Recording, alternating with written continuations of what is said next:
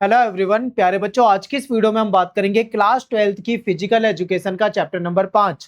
ये है खेल और पोषण। इसको यहाँ पे हम समझने वाले हैं। ठीक है, बहुत ही इंटरेस्टिंग चैप्टर है और काफी आसान चैप्टर है। आपको बहुत आसानी से समझ में आ जाएगा, बिल्कुल सिंपल लैंग्वेज में समझाऊंगा, तो बहुत ध्यान से आपको देखना है। टेलीग्राम ग्रुप ज्वाइन करो, यहाँ पे आपको पीडीएफ नोट्स अवेलेबल करा दिए जाएंगे, तो आप पीडीएफ यहाँ से डाउनलोड कर सकते हो। मेरा नाम सत्येंद्र प्रताप है, आप मुझे इंस्टाग्राम पे फॉलो कर सकते हो एकलव्य स्टडी पॉइंट के नाम से। ठीक है, आपको कुछ भी पूछना हो तो डायरेक्ट आप मुझे यहाँ पे मैसेज कर सकते हो, टाइम निकाल के मैं आपको यहाँ पे रिप्लाई कर दूंगा। ये सिलेबस है, एक बार देख लीजिए। आपके इस चैप्टर में ये सारे टॉपिक है जो कि हमको कवर करने हैं। ठीक है, बहुत ही इंटरेस्टिंग चैप्टर होने वाला है, तो बहुत ध्यान से आपको ये देखना है। तो सबसे पहले बात करते हैं भोजन। ठीक है, यानी कि फूड।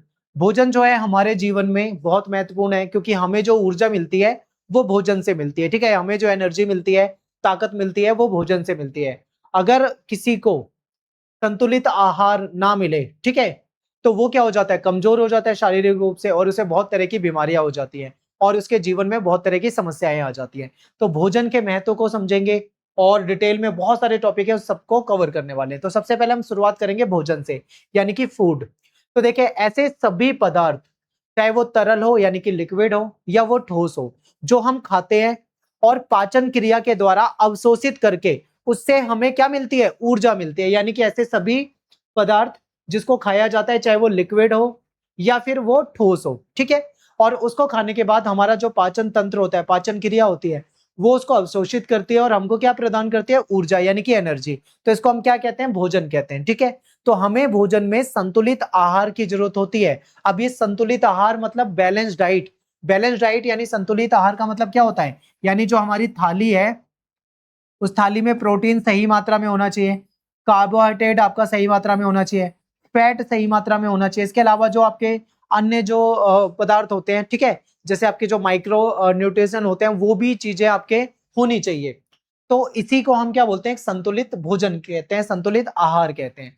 तो संतुलित आहार यानी बैलेंस डाइट, जिसमें आपको सारी चीजें मिल जाएं। ठीक है, तो संतुलित आहार यानी कि जो बैलेंस डाइट है, इसको हम इसको आसान भाषा में कैसे समझेंगे, तो देखिए, ऐसा आहार यानी ऐसा भोजन जिससे व्यक्ति को शरीर के लिए सभी आवश्यक तत्व उचित मात्रा में प्राप्त होते हैं, उसको हम बोलते हैं संतुलित आहार यानी कि बैलेंस डाइट। यानी देखिए, ऐसा भोजन जिसको खाने के बाद हमको जो हमारे शरीर के लिए जो आवश्यक तत्व चाहिए, वो उचित मात्रा में अगर हमें मिल जाए, तो उसे हम क्या बोलेंगे, संतुलित आहार बोलेंगे। अब मैं आपके सामने एक चीज लिखता हूं, आप बहुत ध्यान से देखिए। बर्गर और चाउमीन, ठीक है, ये सब क्या किस कैटेगरी में आएंगे, जंक फूड की कैटेगरी में आएंगे। मोमोज। अब मान लीजिए कोई व्यक्ति बर्गर खाता है, तो क्या बर्गर से उसके शरीर में जो उसको चाहिए वो सारी चीजें मिलेगी, नहीं मिलेगी। इसमें आपको मैदा, कार्ब्स वगैरह ज्यादा मिलेगा। ठीक है, बाकी चीज जो आपको प्रोटीन चाहिए, फैट चाहिए, वो आपको उतनी मात्रा में नहीं मिलेगा। ठीक है, फैट भी दो तरह का होता है, जो आगे हम इसको डिस्कस करेंगे आगे इसी चैप्टर में। तो कहने का मतलब है कि भोजन ऐसा हो जिससे हमें अच्छी मात्रा में प्रोटीन मिल जाए, जितनी हमें ऊर्जा चाहिए होता है उसकी ऊर्जा के लिए हमें कार्बोहाइड्रेट मिल जाए, ठीक है, हमें वसा मिल जाए, और उसमें वाटर यानी जल हो, और अन्य जो पदार्थ चाहिए होते हैं वो सब मिल जाए, तो उसको हम बैलेंस डाइट बोलेंगे। संतुलित आहार एक ऐसा आहार है जिसमें पर्याप्त मात्रा में पोषक तत्व होते हैं, जिनकी हमें आवश्यकता होती है, यानी कि हमारे शरीर को आवश्यकता होती है। अगर वो सारे पोषक तत्व किसी भोजन में है, तो वो क्या हो जाएगा, संतुलित आहार हो जाएगा। संतुलित आहार में आपको फैट भी चाहिए यानी वसा भी होना चाहिए, प्रोटीन भी होना चाहिए, कार्बोहाइड्रेट भी होना चाहिए, ठीक है, वाटर यानी पानी भी होना चाहिए। इसके अलावा फाइबर भी चाहिए अपने को, विटामिन भी चाहिए, खनिज भी चाहिए। ठीक है, ये सब कुछ हमारे भोजन में होना चाहिए, तभी हम बोलेंगे कि हमारी जो डाइट है वो बैलेंस डाइट है या फिर संतुलित आहार है। अब बात करते हैं पोषण। देखो, हम सभी को पोषण की आवश्यकता होती है। अगर हम हेल्दी रहना चाहते हैं, जीवन में अपने सारे काम सुचारू रूप से करना चाहते हैं, तो पोषण की आवश्यकता हमको होती है। ठीक है, तो पोषण क्या होता है इसको समझते हैं, बहुत ध्यान से समझना है, बिल्कुल आसान भाषा में आपको समझाऊंगा। तो पोषण जो है वो भोजन में उपस्थित पोषक तत्वों का अध्ययन है। पोषण का मतलब क्या है, जो हमारे भोजन में जो भी पोषक तत्व है उसका अध्ययन करना ही पोषण कहलाता है। ये एक गतिशील प्रक्रिया है जिसमें भोजन को खाना, पचाना और अवशोषित करना तथा पोषक तत्वों का उपयोग वृद्धि और विकास के लिए किया जाता है। यानी कि देखो, ये गतिशील प्रक्रिया है। इसमें क्या होता है, जब हम खाते हैं मुंह पे, जब हम अपने मुंह से खाते हैं, वहां से शुरू हो जाता है यानी खाना, फिर हमारे पेट में जाता है, ठीक है, पाचन तंत्र के द्वारा पचाना, फिर उसमें से जो ताकतवर चीजें होती है, ठीक है, जो अवशोषित करता है, जिससे हमारे शरीर को एनर्जी मिलती है। अवशोषित करना, पोषक तत्वों का उपयोग करना, फिर उन्हीं पोषक तत्वों से हमारे शरीर में वृद्धि होती है, विकास होता है। ये सारा का सारा किस में आ जाता है? इसका अध्ययन पोषण में आ जाता है। अब पोषक तत्व जो होते हैं वो दो कैटेगरी के होते हैं, यानी दो प्रकार के होते हैं, ठीक है। ये जो है माइक्रो, ये हमें कम मात्रा में चाहिए होते हैं, और ये जो है मैक्रो, ये हमको ज्यादा मात्रा में चाहिए होते हैं, ठीक है। यानी पोषक तत्वों को दो हिस्सों में बांट देते हैं, एक हमें थोड़ी मात्रा में मिल जाए तो भी काम चल जाएगा, एक हमें ज्यादा मात्रा में चाहिए होता है। जैसे कि हमें कार्ब्स अच्छी मात्रा में चाहिए, प्रोटीन चाहिए, वसा चाहिए, जल चाहिए, ठीक है। और माइक्रो में जो विटामिन होते हैं, कई प्रकार के विटामिन हो जाएंगे वो, और खनिज वगैरह जो होता है, ये आपके माइक्रो में आ जाएंगे। तो सबसे पहले मैक्रो की बात करते हैं, यानी मैक्रो वो पोषक तत्व है जो हमारे भोजन में अधिक मात्रा में होते हैं। यानी हम हमारी थाली में अगर आप देखोगे, आपकी जो थाली है जिसमें आप रोटी, सब्जी, दाल, चावल, ठीक है, ये सलाद, ये सब लेते हो, तो आपको जो ज्यादा मात्रा में मिलेंगे वो क्या है? वो हमारे मैक्रो हैं।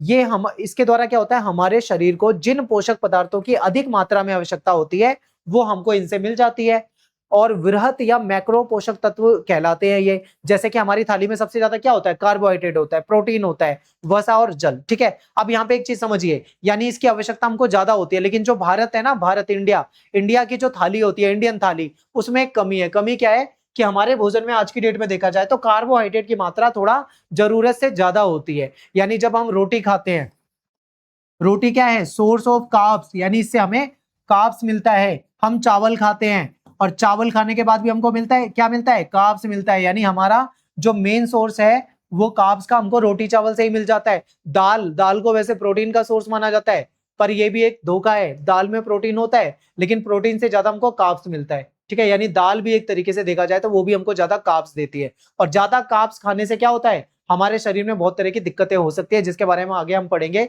जैसे कि डायबिटीज हो जाती है लोगों को। डायबिटीज का एक मेन कारण जो होता है वो यही होता है कि कार्बोहाइड्रेट की मात्रा ज्यादा लेना, ठीक है। आगे चलते हैं। माइक्रो, माइक्रो में क्या है? सूक्ष्म पोषक तत्व। तो वो पोषक तत्व जिनकी हमारे शरीर को काफी कम मात्रा में आवश्यकता होती है, ऐसे पोषक तत्वों को हम बोलते हैं सूक्ष्म पोषक तत्व, ठीक है, जिसको माइक्रो कहा जाता है। इसमें हमारे विटामिन आ जाते हैं और खनिज आ जाते हैं। अब वृहद पोषक तत्व की बात करें तो इसमें कार्बोहाइड्रेट है, ठीक है, प्रोटीन है, वसा है, जल है। आपने देखा होगा, आपने सुना होगा, अक्सर क्या बोलते हैं, आपने डाइट वगैरह में देखा होगा कि हमें अपने भोजन में प्रोटीन की मात्रा बढ़ानी चाहिए, प्रोटीन बढ़ाना है। क्यों? क्योंकि जो इंडियन थाली होती है उसमें प्रोटीन कम होता है और कार्ब्स ज्यादा होता है। कार्ब्स ज्यादा होने की वजह से क्या होता है? वजन बढ़ जाता है लोगों का। और कहीं ना कहीं कार्ब्स जो होता है वो शुगर में कन्वर्ट होता है, यानी हमारी बॉडी में जाके ग्लूकोज को बहुत तेजी से स्पाइक करता है, यानी ग्लूकोज में कन्वर्ट हो जाता है, जिसकी वजह से शुगर बढ़ जाती है शरीर में, ठीक है। इसीलिए प्रोटीन को ज्यादा लेने की बात कही जाती है।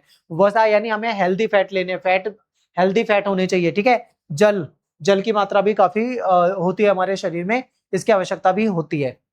अब इसके बाद बात करते हैं, एक एक करके इन सबके बारे में पढ़ेंगे। सबसे पहले बात करेंगे कार्बोहाइड्रेट यानी कार्ब्स के बारे में। तो कार्बोहाइड्रेट जो है हमारे आहार का मुख्य हिस्सा है, ठीक है। यानी जो हमारा भोजन होता है, हमारे भोजन का मुख्य हिस्सा क्या होता है? कार्बोहाइड्रेट होता है। ये हमारे शरीर को तुरंत ऊर्जा प्रदान करता है, क्योंकि कार्ब्स जब हम खाते हैं तो हमको तुरंत एनर्जी मिल जाती है। और 1 ग्राम अगर हम कार्ब्स खाते हैं तो उससे हमें 4 कैलोरी ऊर्जा मिल जाती है। ये पचने के बाद ग्लूकोज में बदल जाता है।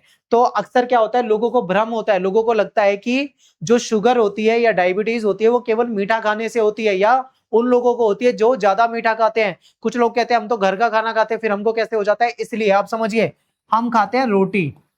अब एक रोटी में, एक मध्यम आकार की जो रोटी है उसमें 3 से 4 चम्मच शुगर होती है। अब ये शुगर, आप कहोगे रोटी खाने में तो मीठी नहीं लगती, फिर ये शुगर कैसे हो गई?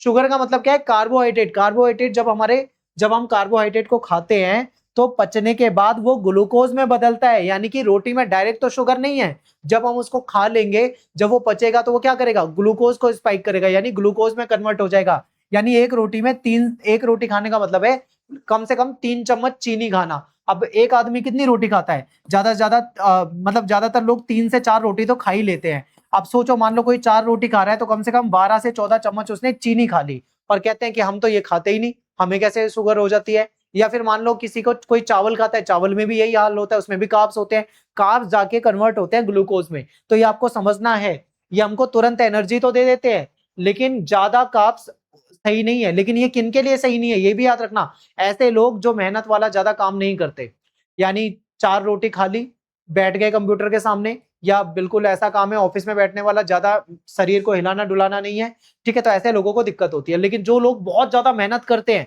वो, उनके लिए इसमें दिक्कत नहीं है, क्योंकि उनकी जो ग्लूकोज है वो, ठीक है, उसका वो यूज कर लेते हैं लेकिन जो सेडेंटरी लाइफ वाले होते हैं वो उस ग्लूकोज का यूज नहीं कर पाते हैं। अब कार्बोहाइड्रेट के प्रकार देखते हैं, तो शर्करा या साधारण कार्बोहाइड्रेट, ठीक है, एक होता है सिंपल कार्ब्स, तो इसमें क्या होता है, ग्लूकोज होता है, फ्रुक्टोज, सुक्रोज, माल्टोज, ये पानी में घुलनशील होते हैं। तो हम जब कार्ब्स वाली चीजें खाते हैं जिसमें कार्ब्स होता है तो उससे हमें ग्लूकोज मिलता है, फल खाते हैं तो फ्रुक्टोज मिल जाता है, ठीक है, इस तरीके की चीजें मिलती है। अब इनके सोर्स क्या है, आप कोई रसीला फल खाओ, गन्ना खाओ, ठीक है, चुकंदर खाओ, आम खाओ, अनाज खाओ, चाहे आप गेहूं खाओ, चावल खाओ, इन सब से आपको कहीं ना कहीं क्या मिलेगा, आपको ये मिलेगा साधारण कार्ब्स। फिर जटिल यानी कॉम्प्लेक्स कार्ब्स जो होता है ये पानी में घुलनशील नहीं होते। इनमें क्या होता है, इसमें स्टार्च, ग्लाइकोजन और सेलुलोज प्रमुख होता है। ये किस में मिलता है हमको, आलू में मिलता है, शकरकंद, इन सब में क्या होता है, स्टार्च होता है, चुकंदर हो गया, गेहूं हो गया, ठीक है, इन सब में हमें कार्ब्स मिलता है। तो ये कार्ब्स दो तरीके से हमने बांट दिए, एक सिंपल कार्ब्स हो गया, दूसरा कॉम्प्लेक्स कार्ब्स हो गया, ठीक है। एक जल में घुलनशील है, दूसरा जल में घुलनशील नहीं है। अब कार्बोहाइड्रेट जो है इसका मुख्य काम क्या होता है, हम कार्ब्स, हमारी थाली में कार्ब्स ज्यादा होता है, तो ये जो कार्बोहाइड्रेट है आखिर इसका मेन काम क्या है, इसका मेन काम होता है हमको एनर्जी देना, यानी ऊर्जा देना। अगर आपको भूख लग रही है, आप 4 रोटी खाओ, तुरंत आपको एनर्जी मिल जाएगी, यानी बहुत तेजी से हमको एनर्जी देते हैं, ठीक है, ये पच भी जाते हैं जल्दी, और पचने के बाद क्या होता है, हमें फिर से भूख लग जाती है। अगर मान लो रोटी की जगह अगर आपने हाई प्रोटीन वाली चीज खाई होती, ठीक है, तो कम प्रोटीन वाली चीज खा के भी आपका पेट लंबे समय तक भरेगा, क्योंकि वो देर से पचते हैं और आपके लिए जरूरी भी होते हैं। तो कार्बोहाइड्रेट का मुख्य कार्य जो होता है वो होता है हमारे शारीरिक कार्यों के लिए एनर्जी देना, यानी हमें डेली लाइफ में जो काम करने होते हैं उसके लिए ऊर्जा चाहिए होती है, ऊर्जा हमको तुरंत मिल जाती है कार्बोहाइड्रेट से। 1 ग्राम अगर हम कार्ब्स लेते हैं तो लगभग 4 कैलोरी ऊर्जा हमको मिल जाती है। हमारे भोजन से प्राप्त होने वाली कुल कैलोरी जो होती है, यानी हमें खाने से जो कैलोरी मिलती है उसका 60 से 70% जो हिस्सा होता है वो कार्ब्स का होता है, यानी कार्बोहाइड्रेट ही होता है हमारे भोजन में 60 से 70%, ठीक है। आज की डेट में जो लोग ज्यादा सीडेंटरी लाइफ जी रहे हैं, जो ज्यादा मेहनत नहीं करते, उनके लिए इतना कार्ब्स अच्छी चीज नहीं है, ठीक है। फिर प्रोटीन को अन्य कार्यों के लिए मुक्त करना, यदि हम कार्बोहाइड्रेट की उचित मात्रा नहीं लेते, मान लो हम ज्यादा सही मात्रा में कार्ब नहीं लेते, तो क्या होगा, प्रोटीन जो होगा वो अपना मेन काम छोड़ देगा, यानी मसल्स वगैरह रिपेयर करने का, मसल्स बनाने का काम छोड़ देगा और हमारे शरीर को एनर्जी देने लग जाएगा। देखो, जो कार्बोहाइड्रेट होता है उसका काम क्या होता है, हमारे शरीर को ऊर्जा देना। लेकिन अगर आपने उचित मात्रा में कार्ब्स नहीं लिया तो प्रोटीन ये काम करने लग जाएगा, यानी प्रोटीन आपके शरीर को ऊर्जा देने लग जाएगा, ठीक है। अतः हम ये कह सकते हैं कि कार्बोहाइड्रेट प्रोटीन को अन्य कार्यों के लिए मुक्त करता है, ठीक है, यानी प्रोटीन जब हम कार्ब्स लेते हैं तो वो प्रोटीन को आजाद कर देता है कि भाई जा अन्य काम कर, मसल्स बना, मसल्स की रिपेयरिंग कर, ये काम कर, एनर्जी देने का काम किसका है, मेरा है, यानी कार्ब कहता है मैं एनर्जी दूंगा, तू बाकी काम कर ले। तो ये है, आपको समझना है। अब वसा यानी फैट, फैट बहुत जरूरी है हमारे शरीर के लिए, ठीक है। तो फैट जो होता है, वसा जो है, इसके उपयोग में सहायता, यानी शरीर में जो वसा है इसके सही उपयोग के लिए भोजन में कार्बोहाइड्रेट की कुछ मात्रा का होना आवश्यक है। देखो, अगर फैट है, फैट का सही तरीके से उपयोग होना है तो हमारे भोजन में कार्ब्स जरूर चाहिए होता है। कार्बोहाइड्रेट कम करने की बात की जाती है, कार्बोहाइड्रेट को जीरो करने की बात नहीं की जाती कि अपने भोजन से कार्बोहाइड्रेट उखाड़ के फेंक दो, ऐसा नहीं है। कार्बोहाइड्रेट को थोड़ा कम कर लो, ये कहा जाता है। यदि वसा का उपयोग ऊर्जा प्राप्ति के लिए किया जाए तो उसे कुछ हानिकारक पदार्थ उत्पन्न हो सकते हैं। कई बार क्या होता है, मान लो कोई कार्ब्स नहीं ले रहा तो जो हमारे फैट जमा है, वसा है, उस वसा से ऊर्जा मिलने लग जाएगी शरीर को, जिससे कुछ हानिकारक जो पदार्थ है वो भी उत्पन्न हो सकते हैं। आते हैं कार्बोहाइड्रेट की उपस्थिति हानिकारक जो पदार्थ होते हैं उसको बढ़ने से रोकती है, ठीक है, यानी कार्बोहाइड्रेट इसलिए भी जरूरी है ताकि जो हानिकारक पदार्थ हैं, ठीक है, उनका क्या हो, उनको बढ़ने से रोका जा सके, इसलिए कार्ब्स हमारी लाइफ में जरूरी है। अब बात करते हैं प्रोटीन। प्रोटीन को बहुत ज्यादा वैल्यू दी जाती है, प्रोटीन शेक, प्रोटीन पाउडर, कहा जाता है बार बार कि अपनी डाइट में प्रोटीन बढ़ाओ, ठीक है। तो ये आखिर प्रोटीन क्या है, कैसे काम करता है, इसको समझते हैं। तो देखिए, प्रोटीन क्या है, ये भी एक वृहद पोषक तत्व है, यानी हमें अच्छी मात्रा में इसकी जरूरत होती है, ज्यादा मात्रा में जरूरत होती है। प्रोटीन हमारे पाचन क्रिया संस्थान के द्वारा अमीनो एसिड में बदल दिया जाता है। जैसे हम कार्बोहाइड्रेट लेते हैं वो ग्लूकोज में कन्वर्ट हो जाता है, ऐसे ही जब हम प्रोटीन लेते हैं तो वो अमीनो एसिड में बदल जाता है शरीर में जाके, ठीक है। 23 प्रकार के अमीनो एसिड होते हैं, यानी 23 अमीनो एसिड होते हैं, जिनमें से 9 अमीनो एसिड जो होते हैं वो हमारे भोजन में ठीक है, अवश्य उपलब्ध होना चाहिए, यानी 9 प्रकार के कम से कम जो अमीनो एसिड हैं वो हमारे खाने में होने चाहिए। इन अमीनो एसिड का प्रयोग जो होता है शरीर के द्वारा रक्त, मांसपेशियां, नाखून, त्वचा, बाल और अतिरिक्त अंग के निर्माण के लिए किया जाता है। यानी जो हम प्रोटीन लेते हैं उससे अमीनो एसिड मिलता है, और ये अमीनो एसिड जो होते हैं हमारे शरीर में क्या करते हैं, मसल्स का काम करते हैं, मसल्स बनाने का, हमारे नाखून को हेल्दी रखने का, नाखून बनाने का, हमारी त्वचा, स्किन, हमारे बाल, ठीक है, और जो हमारे आंतरिक अंग हैं उसके निर्माण के लिए ये जरूरी है। प्रोटीन जो होता है नए ऊतक, जो नए टिश्यूज होते हैं उनको भी बनाता है। टूटे हुए जो टिश्यू हैं, ऊतक हैं, उनको क्या करता है, रिपेयर करने का काम करता है। ठीक है, जल और अम्लों के संतुलन को भी ये क्या करता है, बैलेंस करता है, नियंत्रित करता है। अब प्रोटीन हमें किससे मिलता है, प्रोटीन के मेन सोर्स क्या होते हैं, तो आप दूध या दूध से बनी हुई जो चीज होती है उसमें प्रोटीन मिलेगा। ठीक है, चाहे आप दूध ले लो, चाहे आप दही ले लो, चाहे आप पनीर ले लो, आपको उसमें प्रोटीन मिलेगा। साबुत दाल, दालों में भी प्रोटीन होता है, लेकिन दालों में कार्ब्स भी काफी ज्यादा होता है, याद रखना है। ठीक है, तो कई बार क्या होता है कि सभी दाल प्रोटीन का मेन सोर्स नहीं होती, वो कार्ब्स ज्यादा देती हैं।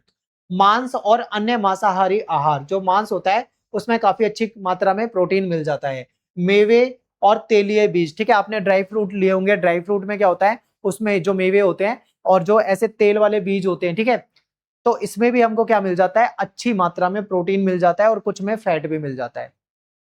जो प्रोटीन हम लेते हैं उसका मेन काम क्या है, तो प्रोटीन हमारे शरीर में नए जो टिश्यू होते हैं उसको बनाता है, ऊतकों को बनाता है। टूटे फूटे ऊतक जो होते हैं उसको रिपेयर करने का काम करता है। शारीरिक वृद्धि, यानी हमारे शरीर की वृद्धि के लिए, हमारे शरीर के मेंटेनेंस, रख रखाव के लिए, ठीक है, और बचपन से वयस्क होने तक लगातार वृद्धि के लिए, यानी जब हम बच्चे होते हैं, बच्चे से जब हम बड़े होने लग जाते हैं, तो लगातार वृद्धि के लिए भी हमें प्रोटीन चाहिए होता है। और भोजन में प्रोटीन का नियमित रूप से होना जरूरी है। अगर हम प्रोटीन अच्छी मात्रा में लेते हैं तो हमारी मसल्स अच्छी बनती है। ठीक है, सही बॉडी, सही फिजिक बनती है। आप देखते हो जिम में जो जाते हैं वो प्रोटीन क्यों लेते हैं, क्योंकि प्रोटीन हमारी मसल्स के लिए बहुत ज्यादा जरूरी होती है। एंजाइम और हार्मोन्स जो हैं ये रासायनिक पदार्थ है जो कि प्रोटीन से ही बने होते हैं। ठीक है, तो ये हार्मोन वगैरह जो है, एंजाइम जो है, ये भी प्रोटीन से ही बने हैं। फिर हीमोग्लोबिन, हीमोग्लोबिन जो कि रक्त में उपस्थित प्रोटीन युक्त लाल रंग का पदार्थ है। फिर शरीर को ऊर्जा प्रदान करने के लिए भी प्रोटीन का प्रयोग किया जाता है। ठीक है, ये क्या करता है, शरीर को ऊर्जा देता है। वैसे ऊर्जा का मेन सोर्स तो हमारा कार्बोहाइड्रेट होता है, लेकिन अगर कार्बोहाइड्रेट ना ले, कोई प्रोटीन ले, तो प्रोटीन कार्बोहाइड्रेट वाला काम करने लग जाता है और ऊर्जा देने लग जाता है। 1 ग्राम प्रोटीन लेते हैं तो हमको 4 कैलोरी मिलती है। यदि हम भोजन में कार्ब की उचित मात्रा नहीं लेते, तब प्रोटीन अपना मुख्य काम छोड़ के शरीर को ऊर्जा देने लग जाता है। यानी मान लो हम अपने भोजन में कार्बोहाइड्रेट नहीं ले रहे हैं, तो कार्बोहाइड्रेट का काम क्या है, ऊर्जा देना। अगर हम सही मात्रा में कार्बोहाइड्रेट नहीं लेते तो प्रोटीन वो काम करने लग जाएगा, यानी हमारे शरीर को ऊर्जा देने लग जाएगा। ठीक है, वसा यानी कि फैट। वसा क्या है, ये एक वृहद पोषक तत्व है। वसा शरीर की अनेक क्रियाओं के लिए अत्यंत आवश्यक है। यानी वसा यानी जो फैट होता है, ये क्या है, हमारे शरीर की कई क्रियाओं के लिए बहुत जरूरी होता है। 1 ग्राम वसा से 9 कैलोरी ऊर्जा मिल जाती है। ठीक है, यानी अगर 1 ग्राम वसा लोगे तो आपको अच्छी खासी कैलोरी मिलती है। इसीलिए कहते हैं फैट, फैट को कम खाते हैं लोग। ठीक है, क्योंकि कैलोरी ज्यादा मिलती है उनको। तो वसा हमें गर्म रखती है और कोमल अंगों को सुरक्षित रखने का काम करती है। वसा हार्मोन के उत्पादन में भी हमारी हेल्प करती है। तो हमारे लिए फैट भी जरूरी है, हेल्दी फैट लेना चाहिए। अब वसा के स्रोत क्या हैं, तो वनस्पति तेल वगैरह या मेवे से, ठीक है, यानी जो ड्राई फ्रूट वगैरह होते हैं, आवाकाडो फल वगैरह हो गया, इससे मिल जाता है। जो पशु स्रोत है जैसे मांस, मछली, अंडे वगैरह से भी फैट मिल जाता है, वसा मिल जाता है। ठीक है, प्रोटीन भी मिल जाता है, लेकिन फैट भी मिल जाता है। दूध और दूध से बनी हुई चीजों में प्रोटीन भी होता है और फैट भी होता है। ठीक है, जल यानी पानी, ये हमारे शरीर के लिए बहुत ज्यादा जरूरी है। जल भी भोजन का एक आवश्यक तत्व है। हमारे शरीर का लगभग 70% जो हिस्सा होता है वो पानी से ही बना होता है। रक्त में भी लगभग 90%, यानी ब्लड जो होता है वो भी लिक्विड होता है, उसमें 90% जो होता है जल होता है। प्रत्येक व्यक्ति को 8 से 10 गिलास पानी डेली पीना चाहिए। जल के माध्यम से शरीर की विभिन्न कोशिकाओं तक आवश्यक पोषक तत्व पहुंचते हैं। ठीक है, यानी जब हम पानी पीते हैं तो जल के माध्यम से ही क्या होता है, हमारी जो कोशिका होती है उन तक आवश्यक पोषक तत्व पहुंच पाते हैं, यानी ये पोषक तत्वों को ले जाने का काम करता है। जल जो होता है भोजन को पचाने में सहायता करता है। जल हमारे शरीर का जो टेम्परेचर होता है उसको कंट्रोल करने में मदद करता है। हमारे शरीर में जो टॉक्सिक पदार्थ होते हैं, ठीक है, उसको बाहर निकालने में भी जो पानी होता है वो काम करता है। अब पोषक तत्वों में हमने क्या पढ़ा, मैक्रो पढ़ लिया हमने। मैक्रो में हमने कार्बोहाइड्रेट पढ़ लिया, प्रोटीन को पढ़ा, वसा को भी पढ़ लिया और जल को भी पढ़ लिया। ये सब क्या है, हमें ज्यादा मात्रा में चाहिए होते हैं। लेकिन अब बात करेंगे माइक्रो। माइक्रो में क्या आता है, विटामिन और खनिज आ जाते हैं जिसके हमारे शरीर में आवश्यकता होती है लेकिन बहुत कम मात्रा में होती है। ठीक है, चलिए इसके बारे में पढ़ते हैं। सूक्ष्म पोषक तत्व, वह पोषक तत्व जिनकी हमारे शरीर को अत्यंत अल्प मात्रा यानी बहुत कम मात्रा में आवश्यकता होती है, इसको सूक्ष्म पोषक तत्व कहा जाता है। ठीक है, इसमें विटामिन आ जाएंगे, खनिज लवण आ जाएंगे। अगला पॉइंट है विटामिन। तो विटामिन क्या है, भोजन के अवयव यानी जिनमें सभी जीवों को अल्प मात्रा में आवश्यकता होती है, यानी सभी जीवों को विटामिन जो होते हैं उसकी थोड़ी मात्रा में आवश्यकता होती है। रासायनिक रूप से ये कार्बनिक यौगिक होते हैं और इस यौगिक को विटामिन कहा जाता है। ठीक है, ये कार्बनिक यौगिक है, इनको विटामिन कहा जाता है। ये हमारे शरीर के द्वारा जो पर्याप्त मात्रा में स्वयं उत्पन्न नहीं किया जा सकता है, यानी कि इसको हमारा शरीर उत्पन्न नहीं कर सकता है। ठीक है, हमको बाहर से ही लेना पड़ेगा ये, बल्कि भोजन के रूप में हमको इसको लेना आवश्यक होता है। और जिनमें विटामिन की कमी हो जाती है फिर उनको मल्टीविटामिन टैबलेट वगैरह, सप्लीमेंट वगैरह लेना पड़ जाता है। ठीक है, अगर विटामिन की कमी होती है तो बहुत तरह की समस्या आने लग जाती है। विटामिन दो प्रकार के होते हैं, एक होता है जल में घुलनशील यानी जो जल में घुल जाए, फिर दूसरा वसा में घुलनशील जो फैट में घुल जाए।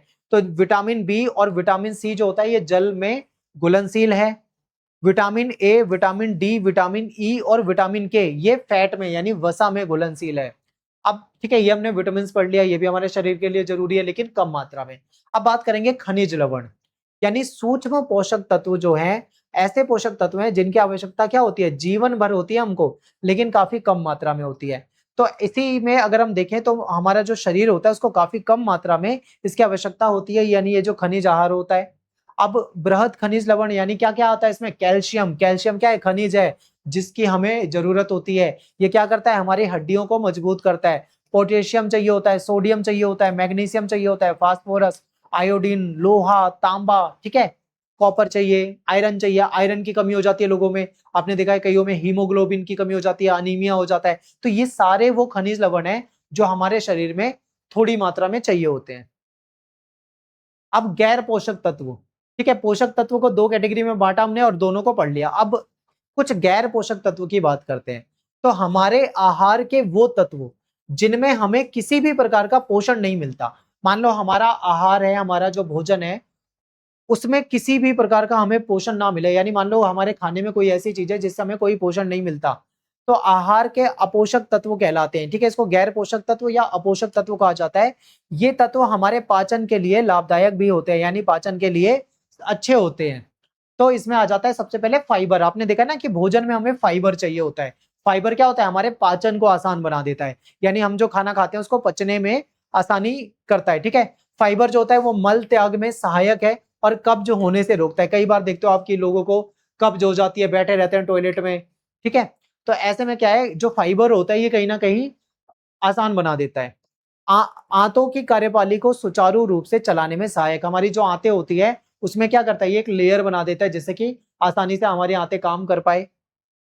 ताजे फलों में फाइबर जो होता है काफी मात्रा में होता है, और जो हमारे फल वगैरह होते हैं उसके ज्यादातर छिलका जो होता है उसमें काफी अच्छी मात्रा में फाइबर होता है, छिलकों में काफी अच्छा होता है। ठीक है, ये आपको पता होना चाहिए। इसके बाद बात करते हैं रंग यौगिक। रंगों से भोजन को आकर्षण बनाया जाता है, आकर्षक बनाया जाता है। खाद्य पदार्थों में प्राकृतिक तौर पे रंग होता है, यानी खाने पीने की चीजों में एक नेचुरल कलर होता है। आप फल देखो चाहे आप सब्जियां देखो, उसमें क्या होता है, उसमें अपने नेचुरल कलर होते हैं। जैसे लाल रंग का आप टमाटर देखोगे लाल होगा, संतरी कलर के, पीले कलर के, नीले कलर का, हरे रंग के, सफेद रंग के, अलग अलग प्रकार के फल होते हैं, अलग अलग रंगों के, अलग अलग रंगों की सब्जियां होती हैं। तो ये रंग यौगिक है। स्वाद यौगिक, यौगिक जो है ये ना तो ऊर्जा देगा और ना ही ये पोषण देगा। ये पदार्थ हमारे भोजन का केवल स्वाद बढ़ाएगा। ठीक है, यानी टेस्ट बढ़ाएगा, ना तो कोई एनर्जी दे रहा है ना ही कोई पोषण दे रहा है। जैसे दूध में चाय डालकर या सब्जी में नमक डालकर उसका स्वाद बढ़ाया जाता है। अगला टॉपिक है हमारा पादप यौगिक। ठीक है, ये पादप यौगिक क्या होता है इसको समझते हैं। ठीक है, पादप का मतलब होता है पेड़, यानी जो हमें पेड़ पौधों से मिलने वाले यौगिक यानी रसायन होते हैं। ठीक है, वो पादप यौगिक होते हैं। आखिर पहले इसको थोड़ा आसान भाषा में समझो, वरना ये आपको समझ में नहीं आएगा अगर इसी तरीके से समझोगे तो। देखिए एक एग्जांपल देता हूं, आपको समझ में आ जाएगा। अब देखो, जैसे मान लो हम क्या करते हैं अपनी रक्षा के लिए, मान लो हम धूप में जाते हैं, धूप बहुत तेज है तो हम क्या करते हैं, छतरी लेके जाते हैं। मान लो बाहर जा रहे हैं, बारिश आ रही है तो हम छतरी लगा लेते हैं, बारिश से हम अपनी रक्षा कर लेते हैं, धूप से अपने आप को बचा लेते हैं, ठीक है। मान लो बहुत तेज हवा चल रही है, आंख में मिट्टी जा सकती है तो हम चश्मा लगा लेते हैं। तो हम अपने आप को बचाने के लिए बहुत तरह की चीजें करते हैं। लेकिन जो पेड़ पौधे होते हैं, मान लो कोई पेड़ है, अब ये तो भाई एक जगह पे खड़ा है, अब बारिश आ रही है तो बारिश से बचने के लिए ये छाता थोड़ी लगाएगा। धूप आ रही है तो धूप से बचने के लिए कोई छतरी थोड़ी लगाएगा। तो आखिर इस पेड़ को भी तो नुकसान होता होगा ना। तो ये पेड़ क्या करते हैं, अपने आप को बचाने के लिए, अपनी रक्षा के लिए कुछ यौगिक बनाते हैं, ठीक है। तो इसे पादप यौगिक कहते हैं। जैसे कि आपने देखा होगा, जैसे कि जो हल्दी होती है, हल्दी में करक्यूमिन नाम का यौगिक होता है। और ये क्या करता है, ये जब हमें चोट लग जाती है तो हल्दी वाला दूध पिलाते हैं ना कहीं हमें दर्द में राहत दिलाता है, ठीक है। ऐसे ही आपने टमाटर में देखा होगा, टमाटर जो होता है, टमाटर में क्या होता है, टमाटर में एक लाइकोपीन, ठीक है, लाइकोपीन नाम का एक यौगिक होता है। ऐसे ही आपने कॉफी देखा होगा, कॉफी में या फिर मान लो कॉफी या फिर चाय, इसमें क्या होता है, आपने सुना है कैफीन होता है, ठीक है, कैफीन। ये भी क्या करता है, ये सब क्या है, यौगिक है जो हमें पेड़ पौधों से मिलते हैं। तो पादप यौगिक ऐसे होते हैं जिनमें गैर पोषक तत्व पाए जाते हैं। बहुत से पादप यौगिक लाभदायक या हानिकारक प्रभाव डाल सकते हैं, यानी इनसे फायदा भी होता है हमको, ठीक है, इनसे हमें नुकसान भी होता है। जैसे मान लो हम पढ़ाई कर रहे हैं, रात भर जग के हमें नींद आ रही है बार बार, अगर कॉफी पी लोगे तो तुरंत आपकी नींद जो है भग जाएगी, ठीक है। कॉफी में ऐसे तत्व होते हैं। दर्द हो रहा है शरीर में, मान लो, तो हल्दी वाला दूध पी लेते हैं, उससे आराम मिल जाता है। तो ये कुछ लाभदायक भी होते हैं, लेकिन कुछ हानिकारक प्रभाव भी डाल सकते हैं। यानी कुछ पौधों में कुछ ऐसे तत्व भी होते हैं जो कि मतलब जहरीले मान लो। जैसे आपने तंबाकू देखा होगा, ये क्या करता है, नशा करता है। अफीम आपने सुना होगा, भांग आपने सुना होगा, ये भी तो पादप से, पेड़ पौधों से मिलने वाली चीजें है, लेकिन ये हमें नुकसान पहुंचाती है। कोई चीज हमको फायदा पहुंचाती है, ठीक है। अब ये हमारे पारंपरिक भोजन की तरह नहीं है। जैसे हम फैट खाते हैं, कार्बोहाइड्रेट खाते हैं, प्रोटीन लेते हैं जिससे हम पेट भरते हैं, इनसे हम पेट नहीं भरते, ठीक है। आप कभी हल्दी से पेट नहीं भरोगे, आप टमाटर से जो लाइकोपिन मिलता है उससे पेट नहीं भरोगे, या जो कॉफी से, या जो चाय होता है उससे कैफीन मिलता है, उससे पेट भरने के लिए हम इसको नहीं यूज करते, ठीक है। विभिन्न रिसर्च में यह भी सिद्ध हुआ है कि बहुत सारे जो यौगिक हैं वो कैंसर की रोकथाम में भी मदद करते हैं। और ऐसा कहा जाता है कि हमारे शरीर में जो टॉक्सिक होते हैं उसको बाहर निकालने में भी ये जो पादप यौगिक होते हैं ये हमारी सहायता करते हैं, ठीक है। फाइबर जो होते हैं दो तरह के होते हैं, घुलनशील, अघुलनशील। इसके बाद बात करते हैं भार नियंत्रण के लिए भोजन, यानी जो वजन है, वजन को कंट्रोल करने के लिए भोजन। आपने देखा होगा कुछ लोग बहुत मोटे हो जाते हैं, फिर वो अपना वजन कम कर लेते हैं। मैंने ऐसा भी देखा था, एक व्यक्ति था, उसका वजन 110 केजी था, उसने मात्र 3 से 4 महीने में अपना वजन जो है वो 60 केजी कर लिया। पहले वो इतना ज्यादा भद्दा लगता था, लेकिन बाद में वो बहुत ज्यादा अट्रैक्टिव लगने लगा। तो ये जो वजन होता है, भार होता है, इसको कंट्रोल करने के लिए क्या भोजन चाहिए इसको समझते हैं। यदि किसी व्यक्ति का वजन सामान्य से ज्यादा है तो वो कई प्रकार के बीमारियों से ग्रसित हो सकता है। जैसे उसको मोटापा हो सकता है, उसको डायबिटीज हो सकती है, उसको ब्लड प्रेशर की समस्या हो सकती है। ऐसे में शरीर का भार जो होता है वो सामान्य होना चाहिए, यानी हमारे शरीर का जो वजन है वो सामान्य होना चाहिए, ठीक है। स्वस्थ या उचित भार, यानी हमारा जो वजन है वो सही होना चाहिए, हेल्दी होना चाहिए। यदि किसी व्यक्ति का 19 से 25 बीएमआई के बीच में भार है तो वो स्वस्थ है, ठीक है। यानी जो हमारा बीएमआई होता है, बॉडी मास इंडेक्स, ठीक है, ये कितना होना चाहिए, 19 से 25 के बीच में होना चाहिए। ना तो 19 से कम हो, ना ही 25 से ज्यादा हो। अगर इसके बीच में है तो सही है, ठीक है। आप अपना, आपका क्या बीएमआई है एक बार आप मुझे कमेंट में बताइए, ठीक है। बीएमआई निकालने का एक फॉर्मूला होता है, हालांकि आज की डेट में तो आप गूगल पे जाओगे, बीएमआई कैलकुलेटर सर्च करोगे, आप अपनी हाइट वगैरह डाल दो, वो तुरंत ही कैलकुलेट कर देता है। आप अपना वजन और हाइट बताओगे वो तुरंत ही आपको निकाल के दे देगा। तो लोग क्या करते हैं अपने वजन को कम करने के लिए, ठीक है, जैसे मान लो ये यहाँ पे आप देखोगे शरीर जो है मोटा है, फैट है, यहाँ पे भी आपको फैट दिख रहा है, लेकिन यहाँ पे आके क्या हो गया, बिल्कुल स्लिम हो गया है। जैसे ये पेट है, पेट में कितनी एक्स्ट्रा चर्बी थी यहाँ पे, वो सारी चर्बी जो फैट था वो यहाँ पे आके बिल्कुल खत्म हो गया है, ठीक है। तो लोग क्या करते हैं अपने वजन को कंट्रोल करने के लिए भी अपनी डाइट को नियंत्रित करते हैं। अब भार नियंत्रण के उपाय, यानी जो वजन है उसको कैसे कंट्रोल किया जा सकता है, तो उसके कई सारे तरीके हैं। एक तो सबसे पहले एक्सरसाइज जरूरी है, फिर हमें ऐसा खाना लेना है, भोजन लेना है जिसमें कैलोरी कम हो। जंक फूड हमको नहीं खाना, बाहर की तली भुनी चीज, बाजार की चीजों को नहीं खाना, बार बार नहीं खाना। ये नहीं कि हर 10-10 मिनट में कुछ लोगों को चरने की आदत होती है, थोड़ी थोड़ी देर में कुछ ना कुछ खाते रहते हैं, ये गलत है। अधिक कार्ब्स वाला भोजन नहीं लेना, ठीक है। जो लोग वेट लॉस की जर्नी में होते हैं वो कार्ब्स को घटा देते हैं, बिल्कुल काफी हद तक घटा देते हैं। कार्ब्स हमको तेजी से एनर्जी देता है, लेकिन कार्ब्स अगर ज्यादा हो जाए, हम उसको यूज नहीं कर पा रहे, तो वो फैट में कन्वर्ट होता है। फिर मादक पदार्थ का उपयोग नहीं करना, यानी नशीली चीजों का यूज नहीं करना। सक्रिय दिनचर्या, यानी कि एक्टिव लाइफस्टाइल होना चाहिए, सीडेंटरी लाइफस्टाइल नहीं होना चाहिए कि पता लगे पड़े हैं तो पड़े रह रहे हैं, बैठे हैं तो बैठे रह रहे हैं, ऐसा नहीं होना चाहिए। एक्टिव होना चाहिए, वॉक पे जाओ, रनिंग पे जाओ, ठीक है, घूमो, खेलो, इस तरीके से। फिर भार नियंत्रण के लिए लोग क्या करते हैं, लोग सलाद खाने लग जाते हैं, कार्ब्स को अपनी डाइट में से हटाने लग जाते हैं, ठीक है, बिल्कुल हल्का खाना खाते हैं, जिससे कि उनको काफी कम कैलोरी मिले, और कैलोरी कम मिलेगी तो वजन अपने आप ही कम होने लग जाता है, ठीक है। जैसे कि अगर आपने महसूस करा हो, मुझे आज से मैंने कुछ महीने में ही अपना लगभग लगभग मतलब 1 से 1.5 महीने में अपना 5 kg वजन कम कर लिया है, ठीक है। तो कैसे, तो मैंने भी यही करा, डाइटिंग, यानी मैंने अपनी डाइट में से कार्ब्स को काफी कम कर दिया, तो मेरा वजन 1 से 1.5 महीने के अंदर 5 किलो कम हो गया, ठीक है। तो ये ऐसा होता है। अब बात करते हैं डाइटिंग। तो हम अपने शरीर को फिट दिखाने के लिए और अच्छी पर्सनैलिटी बनाने के चक्कर में डाइटिंग शुरू कर देते हैं, ठीक है। और ये मुख्यतः वजन कम करने के उद्देश्य से किया जाता है। यानी ये जो डाइटिंग होती है, ये क्यों की जाती है, ये वजन को कम करने के पर्पज से की जाती है। कई बार शुरू में वजन कम होने लगता है, लेकिन बाद में वजन बढ़ जाता है। कई बार क्या होता है, जब लोग डाइटिंग में होते हैं, इसको ना लंबे समय तक कर नहीं पाते, 1 महीना करा, 15 दिन करा, फिर बाद में फिर पहले जैसे हो जाते हैं, तो वापिस से उनका वजन जो है वो बढ़ जाता है। डाइटिंग के खतरे क्या हो सकते हैं, अगर किसी को नॉलेज ना हो, वो सीधा डाइटिंग पे उतारा है, तो उसको बहुत नुकसान हो सकता है। शरीर में पोषण की कमी हो सकती है। खाना छोड़ना है, खाना कम करना है, लेकिन हेल्दी चीजों को खाते रहना है। ऐसा नहीं कि तुम बिल्कुल ही खाना बंद कर दो। अगर बिल्कुल बंद कर दोगे तो पोषण की कमी हो जाएगी। एक वक्त का भोजन छोड़ देते हैं लोग, कैलोरी कम करने लग जाते हैं, सूखा रोग हो जाता है कईयों को, कमजोरी हो जाती है, शरीर में खनिज की कमी हो जाती है, तो बहुत तरह की समस्याएं भी शरीर में हो जाती है। एक अगला टॉपिक है भोजन असहनशीलता। तो हमारे भोजन में उपस्थित ऐसे तत्व जिन्हें हमारा शरीर आसानी से नहीं पचा पाता, उसे भोजन असहनशीलता कहा जाता है, ठीक है। यानी हमारे भोजन में ऐसे तत्व जिसको हमारा शरीर सही से नहीं पचा पा रहा है, उसको भोजन असहनशीलता कहते हैं। अब ये अलग अलग लोगों में अलग अलग तरीके से हो सकती है। हो सकता है कोई किसी भोजन को ना पचा पा रहा हो, तो कोई व्यक्ति किसी दूसरे भोजन को ना पचा पा रहा हो, ठीक है, ऐसा होता है।